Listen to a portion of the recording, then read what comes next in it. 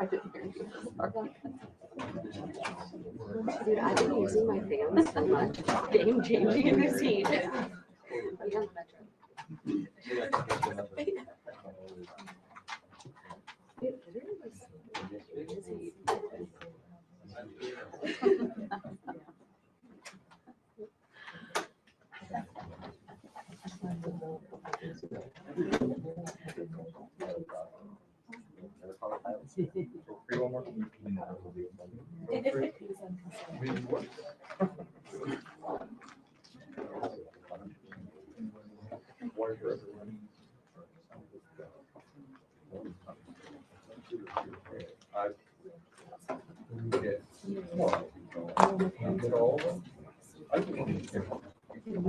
I can't get the principles.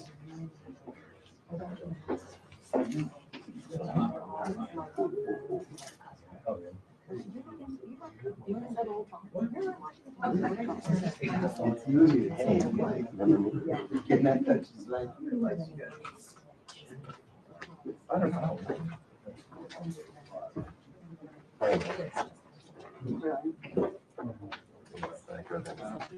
One more.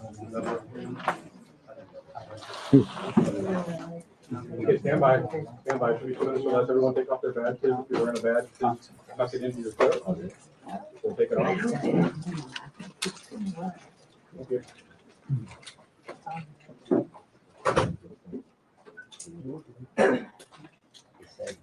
Sunday.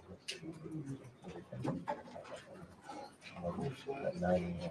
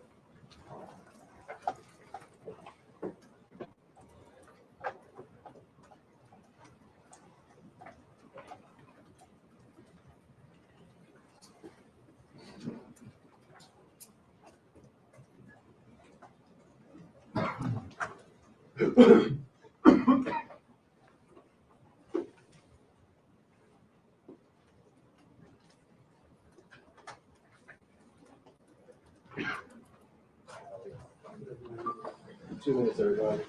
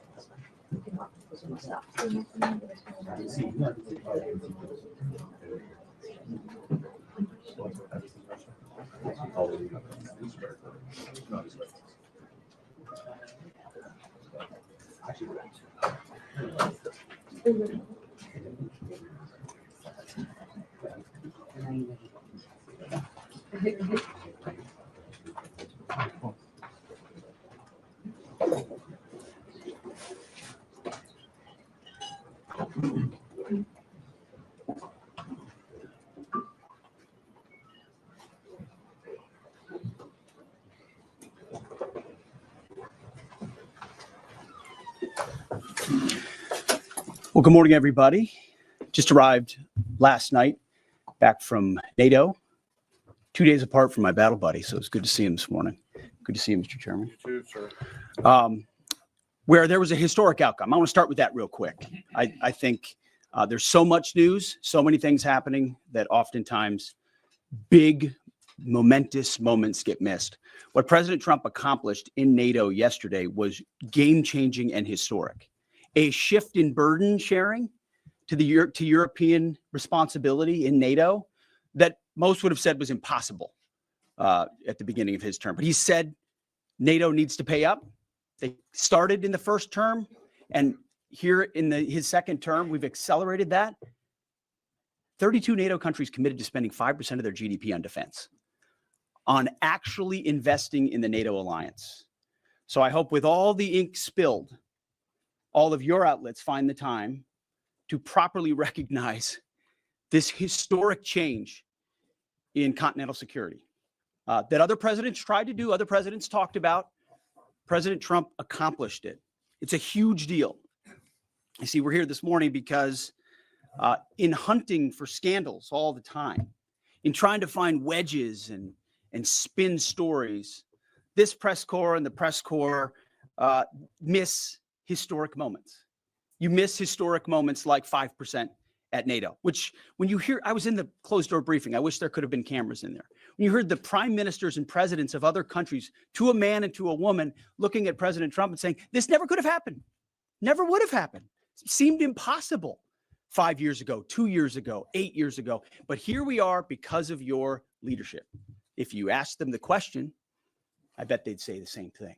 But searching for scandals, you miss historic moments like recruiting at the Pentagon. Historic levels in the Army, the Air Force, and the Navy. Yeah, maybe there'll be a little mention here or there, but because it was under President Trump's leadership, because Americans are responding to him as commander-in-chief, the press corps doesn't want to write about it. Or bring us to the topic of the moment, the highly successful strikes in Iran. Let me read the bottom line here.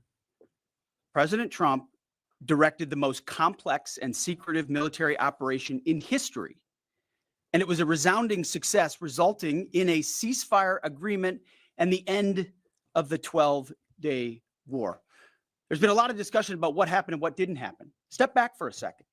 Because of decisive military action, President Trump created the conditions to end the war, decimating, choose your word, obliterating, destroying Iran's nuclear capabilities.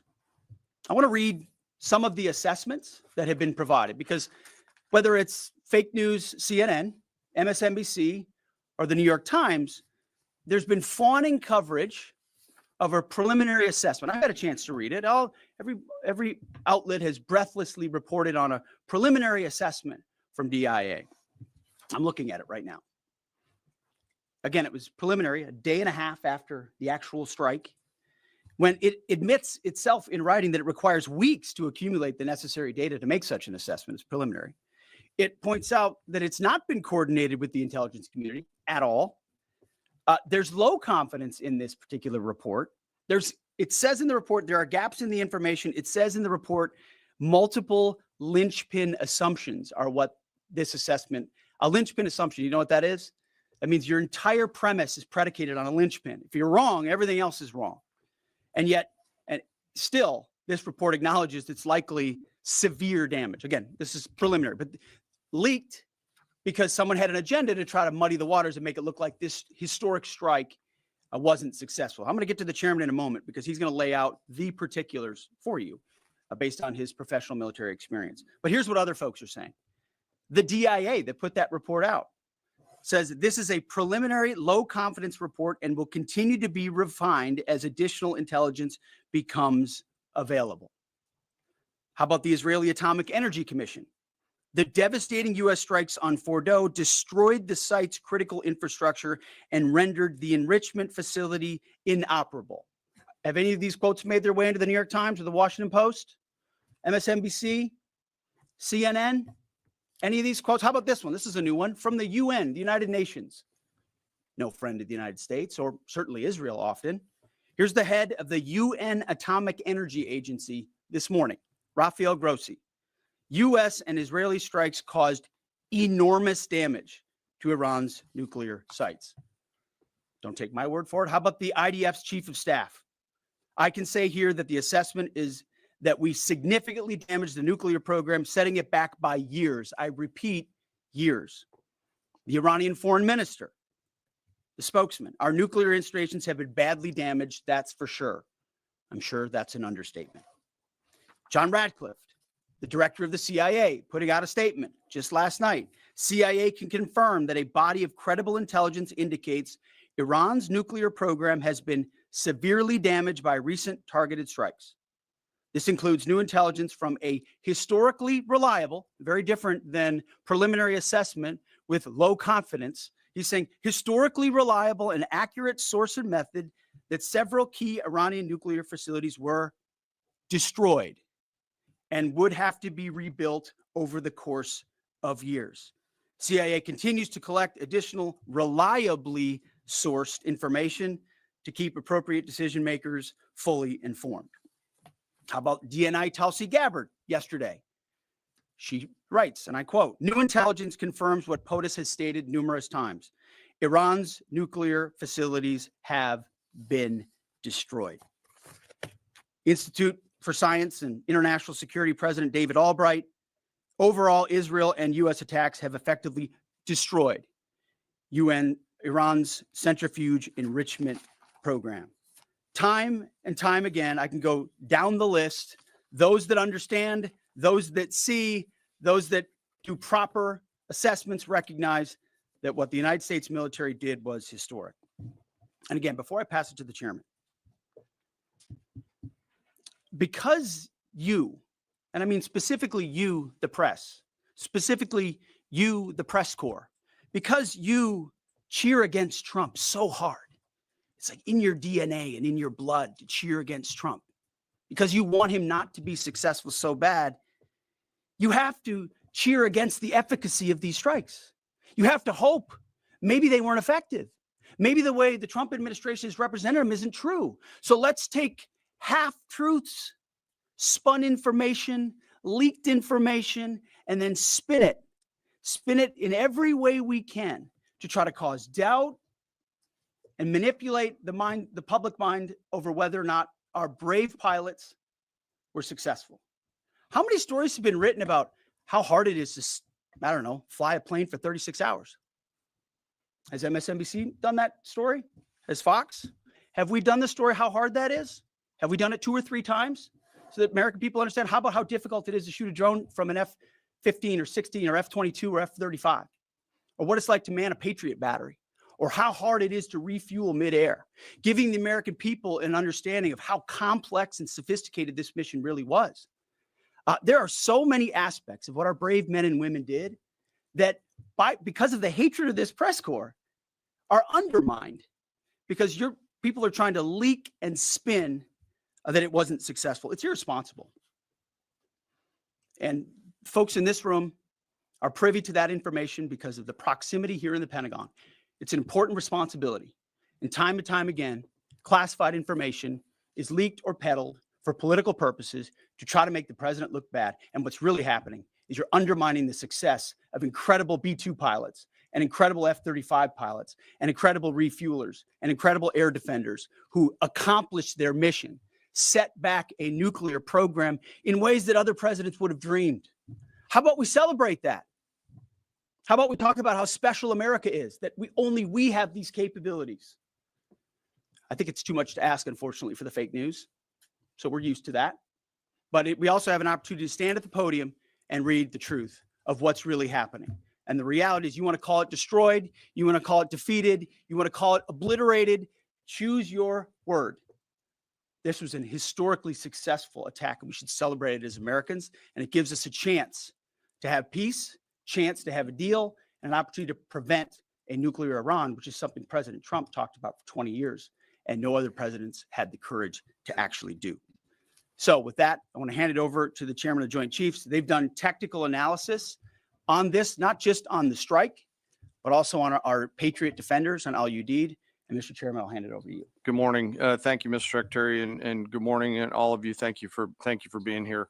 As a follow-up to my comments on Sunday's press conference, I wanted to give you a few updates this morning on something I'm honored to do as a chairman, and that's a chance to get to talk about some of our service members and the incredible things that they do on behalf of our nation. And I apologize ahead of time for the length and the detail. Today, I'm going to brief you on a couple things. First, I'm going to talk about our air defenders at Al Udeid in Qatar and their actions on Monday.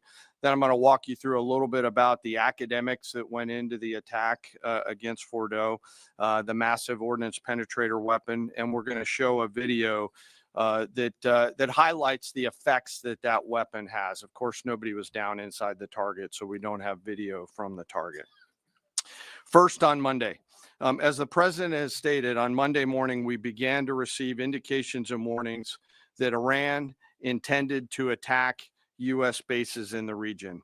That morning, building on the work that CENTCOM Commander Eric Kurilla had done, and on the orders of the president, at Al Udeid Air Base in Qatar and around the region, we assumed a minimum force posture. Most folks had moved off the base to extend the security perimeter out away from what we assessed might be a target zone, except for a very few Army soldiers at Al Udeid.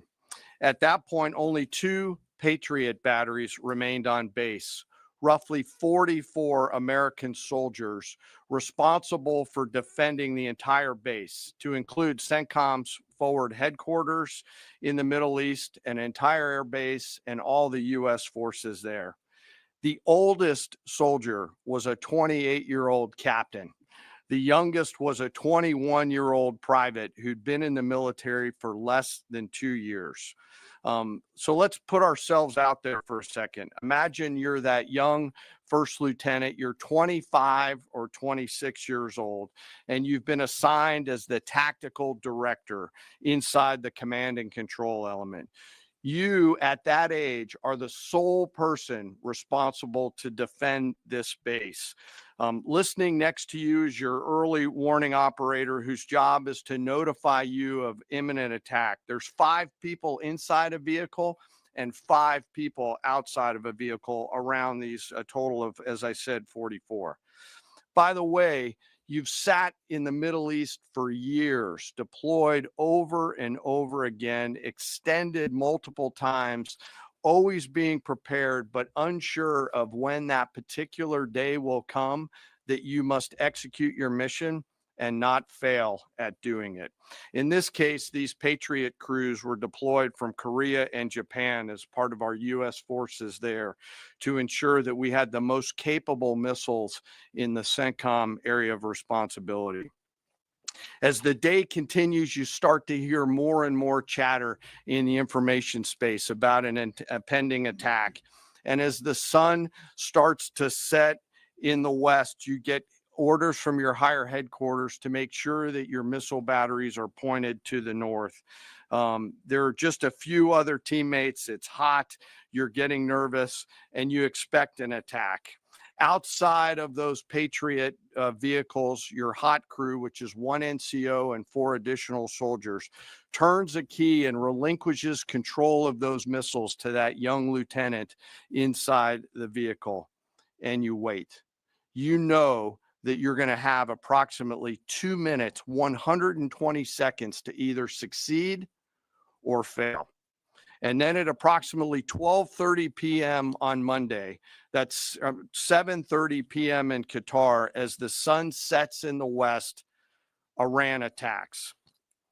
As the targets were detected, round after round of Patriot missiles are ejected from their canisters by an initial launch charge.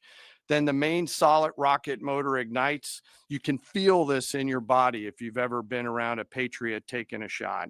And round after round goes out and guides against those missiles coming inbound. We believe that this is the largest single Patriot engagement in U.S. military history. And we were joined in this engagement by the Qatari Patriot crews. I'm not going to tell you how many rounds were shot, but it was a bunch because of classified purposes. And we're aware that there's reports of something getting through. What we do know is there was a lot of metal flying around. Between attacking missiles being hit by Patriots, boosters from attacking missiles being hit by Patriots, the Patriots themselves flying around, and the debris from those Patriots hitting the ground, there was a lot of metal flying around. And yet our U.S. air defenders had only seconds to make complex decisions with strategic impact. These awesome humans, along with their Qatari brothers and sisters in arms, stood between a salvo of Iranian missiles and the safety of Al Udeid. They are the unsung heroes of the 21st century United States Army. And I know a lot of you have seen the videos online and the excitement as those Patriots departed their launchers and went up and guided. This really demonstrates the combat capability and capacity of our Army air defenders. Simply stated, they absolutely crushed it. If you'd flip this over, thanks. Let me next move to a walkthrough of the GBU-57 massive ordnance penetrator weapon and share a little bit about the planners who did this and their work on the weapon. First, let me set the stage for you. There's an organization in the U.S. called the Defense Threat Reduction Agency, DTRA. DTRA does a lot of things for our nation, but DTRA is the world's leading expert on deeply buried underground targets. In 2009, a Defense Threat Reduction Agency officer was brought into a vault at an undisclosed location and briefed on something going on in Iran. For security purposes, I'm not going to share his name. He was shown some photos and some highly classified intelligence of what looked like a major construction project in the mountains of Iran. He was tasked to study this facility, work with the intelligence community to understand it, and he was soon joined by an additional teammate. For more than 15 years, this officer and his teammate lived and breathed this single target, Fordow, a critical element of Iran's covert nuclear weapons program. He studied the geology. He watched the Iranians dig it out. He watched the construction, the weather, the discard material, the geology, the construction materials, where the materials came from. He looked at the vent shaft, the exhaust shaft, the electrical systems, the environmental control systems, every nook, every crater, every piece of equipment going in and every piece of equipment going out. They literally dreamed about this target at night when they slept. They thought about it driving back and forth to work, and they knew from the very first days what this was for. You do not build a multi-layered underground bunker complex with centrifuges and other equipment in a mountain for any peaceful purpose. They weren't able to discuss this with their family, their wives, their kids, their friends, but they just kept grinding it out. And along the way, they realized we did not have a weapon that could adequately strike and kill this target. So they began a journey to work with industry and other tacticians to develop the GBU-57. They tested it over and over again, tried different options, tried more after that. They accomplished hundreds of test shots and dropped many full-scale weapons against extremely realistic targets for a single purpose: kill this target at the time and place of our nation's choosing. And then on a day in June of 2025, more than 15 years after they started their life's work, the phone rang and the President of the United States ordered the B-2 force that you've supported to go strike and kill this target. Yesterday, I had the incredible honor and privilege of spending time with these two Defense Threat Reduction Agency officers who've given so much. One of them said, quote, "I can't even get my head around this. My heart is so filled with the pride of being a part of this team. I am so honored to be a part of this." To you both, thank you, and thank you to your families. Operation Midnight Hammer was the culmination of those 15 years of incredible work. The air crews, the tanker crews, the weapons crews that built the weapons, the load crews that loaded it. Before I run through this video today, I want to talk a little bit about weaponeering and what goes into an attack. Weaponeering is the science of evaluating a target. I mentioned all of those factors before that these two DTRA officers had thought about. Ultimately, weaponeering is determining the right weapon and fuse combination to achieve the desired effects and maximum destruction against a target. In the case of Fordo, the DTRA team understood with a high degree of confidence the elements of the target required to kill its functions, and the weapons were designed, planned, and delivered to ensure that they achieve the effects in the mission space. By the way, in the beginning of its development, we had so many PhDs working on the MOP program, doing modeling and simulation, that we were quietly and in a secret way the biggest users of supercomputer hours within the United States of America. So let me talk about the graphic a little bit. And the GBU-57, which all of you I know is a 30,000 pound weapon dropped only by the B-2.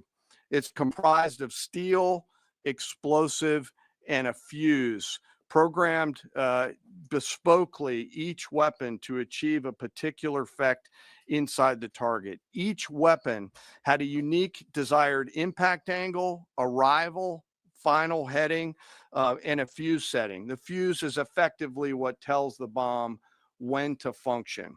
A longer delay in a fuse, the deeper the weapon will penetrate and drive into the target. So on Fordo, in June of 2008, you can see these three holes. Depicted here is the main exhaust shaft with two additional ventilation shafts on either side. The United States decided to strike these two ventilation shafts, as seen here on the main graphic, as the primary point of entry into the mission space. In the days preceding the attack against Fordo, the Iranians attempted to cover the shafts with concrete to try to prevent an attack. I won't share the specific dimensions of the concrete cap, but you should know that we know what the dimensions of those concrete caps were. The planners had to account for this. They accounted for everything. The cap was forcibly removed by the first weapon, and the main shaft was uncovered. Weapons 2, 3, 4, 5 were tasked to enter the main shaft, move down into the complex at greater than 1,000 feet per second, and explode in the mission space. Weapon number 6 was designed on each side, so there were 6 on each side. Weapons number 6 was designed as a flex weapon to allow us to cover if one of the preceding jets or one of the preceding weapons did not work. The video I'm about to show you is a culmination of over 15 years of development and testing. As I said, hundreds of test shots on various models. This is one weapon. So if you take a view of this as 5 additionals, you'll get a sense of what this looks like. Hopefully you can see it and there's not too much reflection. Tom runs our videos out there. We'll run it at full speed so you can see it and then go back through it. Go ahead, Tom.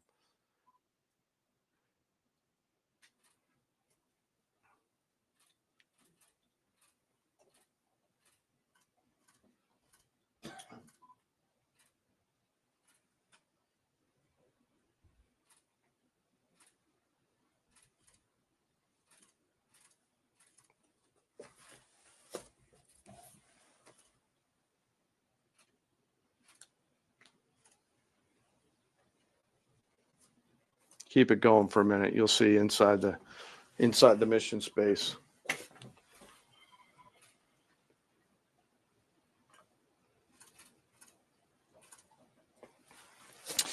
Unlike a normal surface bomb, you won't see an impact crater because they're designed to deeply bury and then function. I know there's been a lot of questions about that.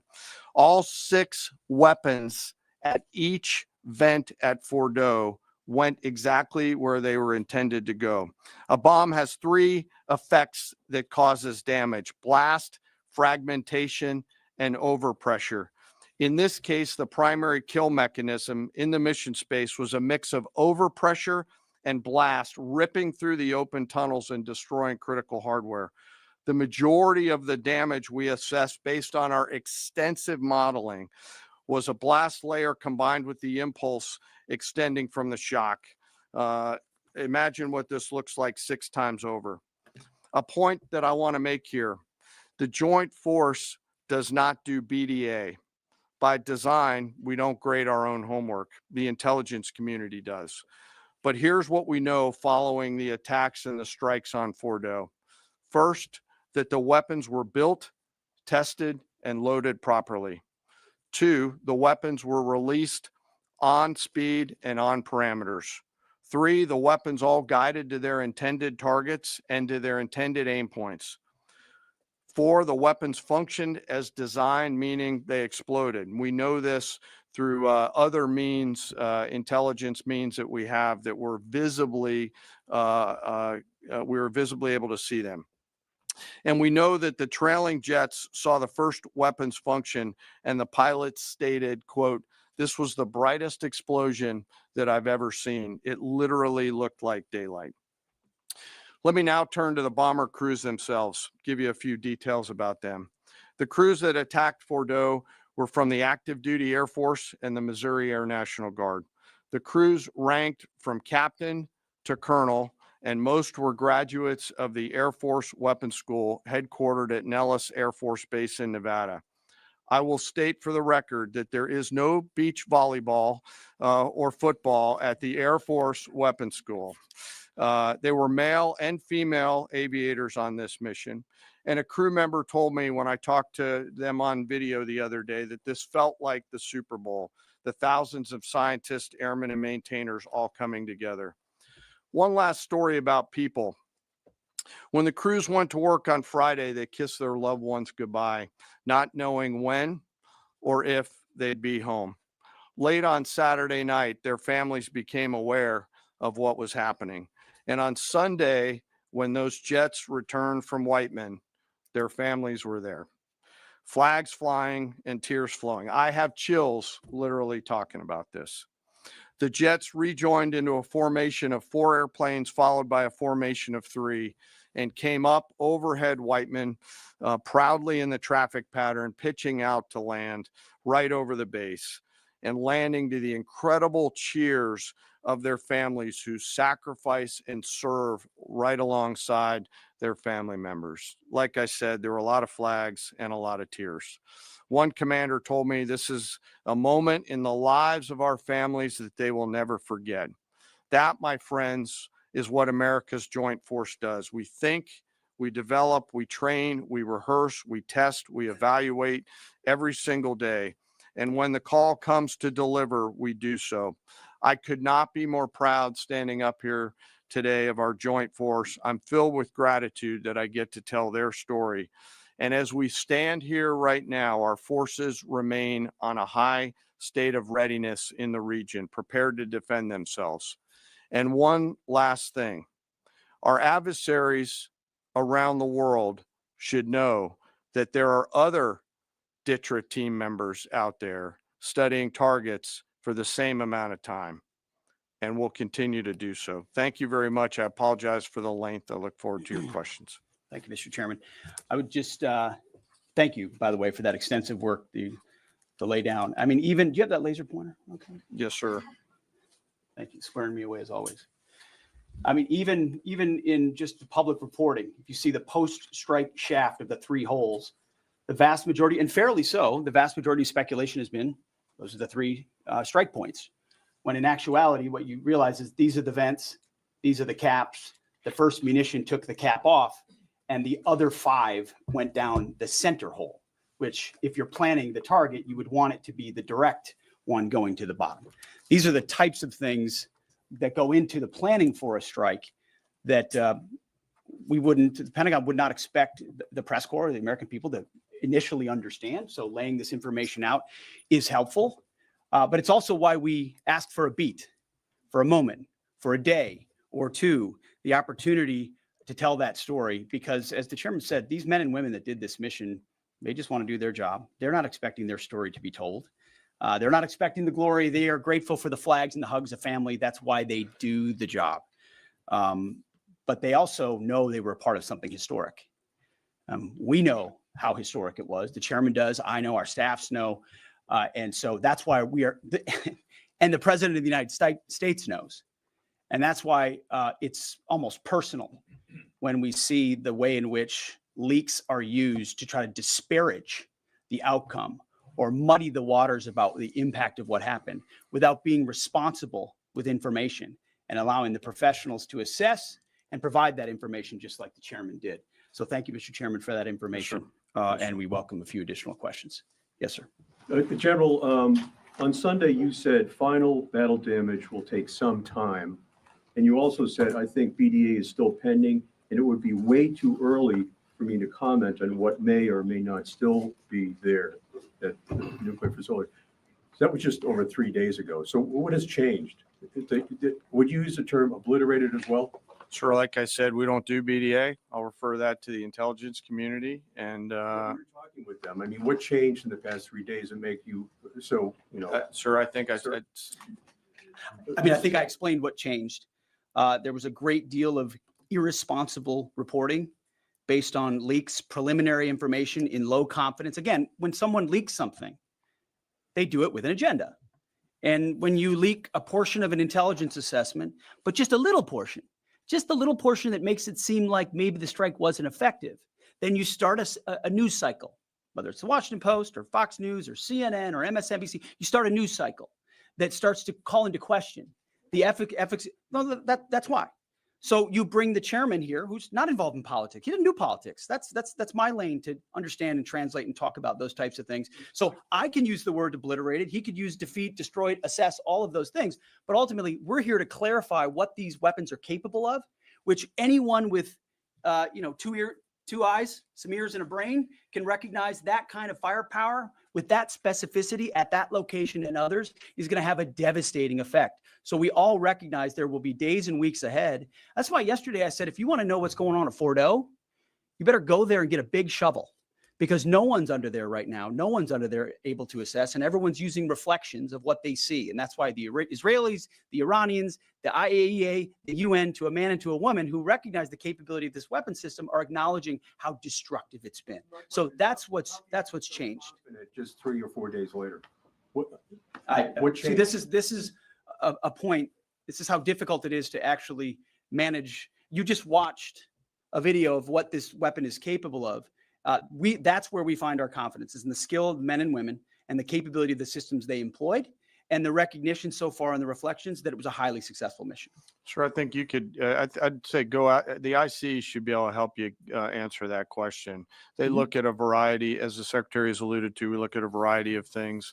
I don't do that. They do. All different sources of intel, which I'd refer you to them to get clarity on the end state. So again, I go back to the IC, whether it's Director Radcliffe or ODNI Gabbard. I read the statements at the beginning. They're the ones aggregating the intelligence, and they're saying nuclear facilities were destroyed and would have to be rebuilt over a number of years. Facilities were destroyed.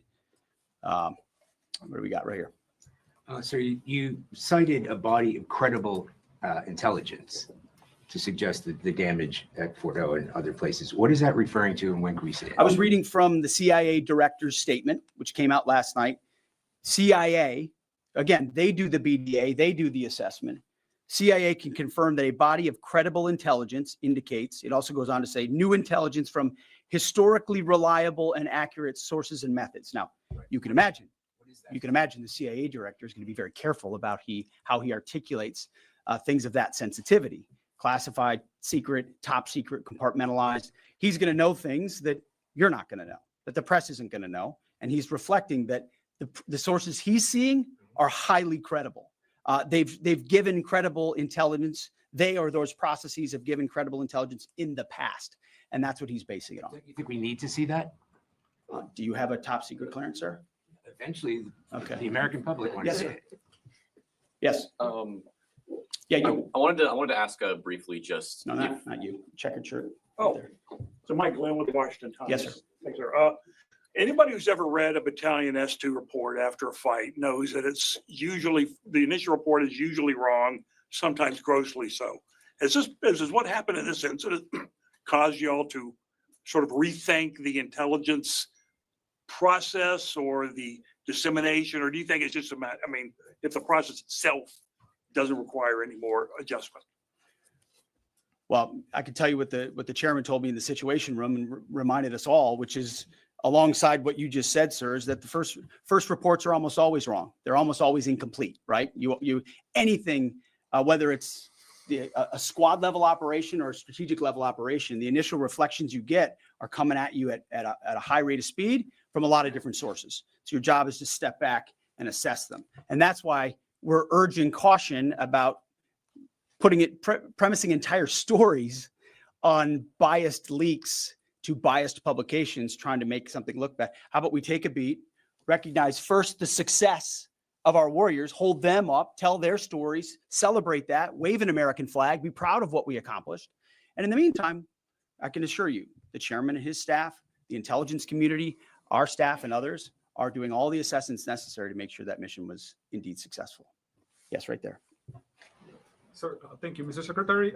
Iran has recognized that their nuclear program was indeed severely damaged, but they also said that the U.S. strikes only strengthened their ability and their determination to complete their nuclear program. How do you respond to that, sir? Is that a provocation from Iran? Well, I would say Iran's going to have to say a lot of things right now in order to bolster their image, especially internally. You know, in the media, there's a lot of things they'll say for domestic consumption. But we're watching very closely what they do. Again, that's the intel community. Our job as the chairman, the chairman laid it out so beautifully. Our job is to be prepared. And how proud are you? How proud am I? I didn't know the full story of those men and women 15 years ago who've been pointing at that target. That makes me proud to be an American. That's an awesome story. I hope we can tell more aspects of that in an unclassified way in the future. That's a great thing to know. Our job is to be prepared when the commander-in-chief calls based on those assessments. So, of course, our IC, the Intelligence Committee, will keep watching what Iran does and pay attention to that. But the president has created the contours, the opportunity for a deal, for peace, in something that the world said was intractable, that wasn't possible. And we got that peace, that ceasefire, that option because of strength, because of his willingness to use American military might that no one else on the planet can do, with the kind of planners and operators that the chairman just laid out. Yes, sir. Right there. Yep. Yes, sir. Just a quick question. There's public imagery available saying that highly enriched uranium was moved out of Fordo before the strikes. Is that accurate? Have you seen that? And Mr. Chairman, a question for you.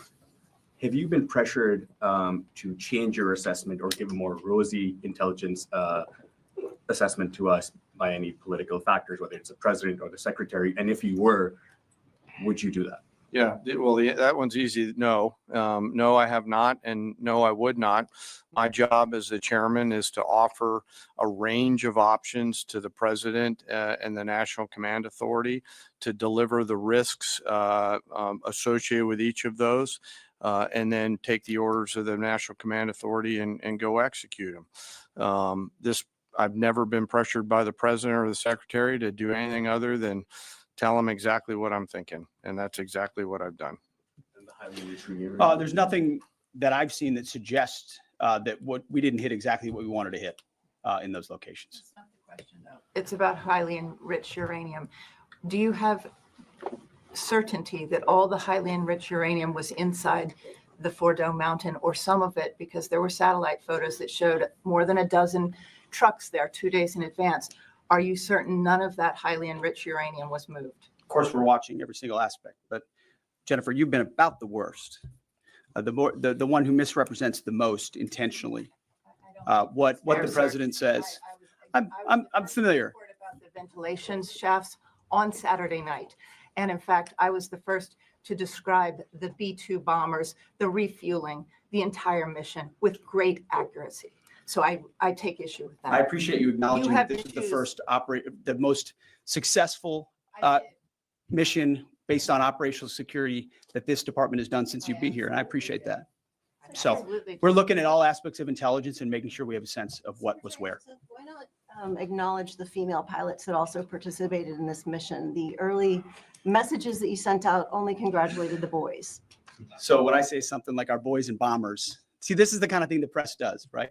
Of course, the chairman mentioned a female bomber pilot. That's fantastic. She's fantastic. She's a hero. I want more female bomber pilots. I hope the men and women of our country sign up to do such brave and audacious things. But when you spin it as, because I say our boys and bombers as a common phrase, I'll keep saying things like that, whether they're men or women. Very proud of that female pilot, just like I'm very proud of those male pilots. And I don't care if it's a male or a female in that cockpit, and the American people don't care. But it's the obsession with race and gender in this department that's changed priorities. And we don't do that anymore. We don't play your little games. Yes, right there. Uranium was removed from the facility before the B-2 struck. So I'm not aware of any intelligence that I've reviewed that says things were not where they were supposed to be, moved or otherwise. Yes. Kelly Meyer with News Nation, and just off the top, want to say we're grateful for the service of these pilots and everybody that serves. I wanted to ask you, the CIA statement said, when possible, they will provide updates and information to the public for transparency, and I believe that's what we're looking for here. Do you commit to share the Defense Intelligence Agency report when it is ready, so the American people can understand more about the intelligence assessment? Well, whatever, actually, the report that was discussed, this preliminary report, was what's called a restrike report. So it comes to us to give us an assessment whether a target would need to be restruck, right? That's the reason why. So it's based on internal feedback loop that we're supposed to have access to. Unfortunately, someone took advantage of that. But whatever is supposed to be made public will be, but whatever has to stay sensitive. Sir, can I just jump in? You know, one of the things that I'm trying to do through this journey that we're on together, of course, transparency, but also the requirement to really protect these capabilities. I guess time's up. So there's a balance in there, right? We do need to preserve options should the nation and the joint force be tasked to go do something again. So I'm confident we'll find the middle ground, but there are some things that if asked, I'd want to not release related to. So we're going to leave it right there. I want to thank the heroism of our men and women in the military. What they accomplished is truly historic, setting back the Iranian nuclear program untold number of years. It was a devastating attack. We appreciate you covering it. Thank you very much, Chairman. Thank you. Talk a little bit more about the role, sir.